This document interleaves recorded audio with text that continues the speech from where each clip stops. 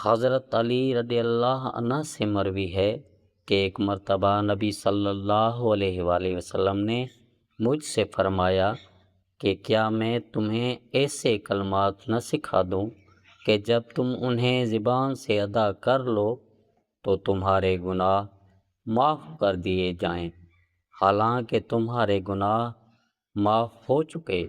یہ کلمات کہہ لیا کرو جن کا ترجمہ یہ ہے کہ اللہ کے علاوہ کوئی معبود نہیں ہے، وہ حلیم و کریم ہے۔ اللہ کے علاوہ کوئی معبود نہیں، وہ بزرگ و برتر ہے۔ اللہ ہر عیب اور نقص سے پاک ہے، وہ ساتوں آسمانوں اور عرش عظیم کا رب ہے۔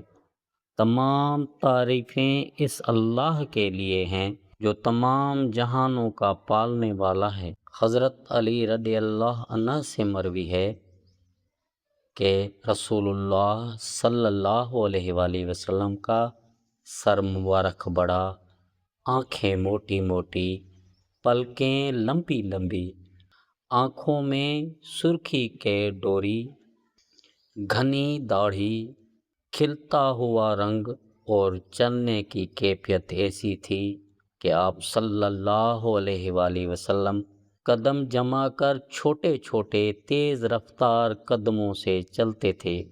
ایسا محسوس ہوتا تھا جیسے آپ صلی اللہ علیہ وآلہ وسلم کسی گھاٹی پر چل رہے ہوں، اور جب نبی صلی اللہ علیہ وآلہ وسلم کسی کی طرف متوجہ ہوتے تو مکمل طور پر متوجہ ہوتے، اور آپ صلی اللہ علیہ وآلہ وسلم کی دونوں ہتھیلیاں اور دونوں پاؤں مبارک بھرے ہوئے تھے۔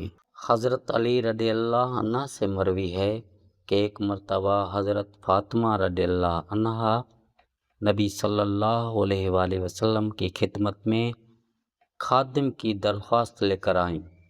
نبی صلی اللہ علیہ وآلہ وسلم نے فرمایا، کیا تمہیں اس سے بہتر چیز نہ بتا دوں؟ 33 مرتبہ سبحان اللہ، 33 مرتبہ اللہ اکبر اور 33 مرتبہ الحمدللہ کہہ لیا کرو۔ ان میں سے کوئی ایک 34 مرتبہ کہہ لیا کرو۔ حضرت علی رضی اللہ عنہ سے مروی ہے کہ رسول اللہ صلی اللہ علیہ وآلہ وسلم نے ارشاد فرمایا، ایک مسلمان کے دوسرے مسلمان پر 6 حق ہیں۔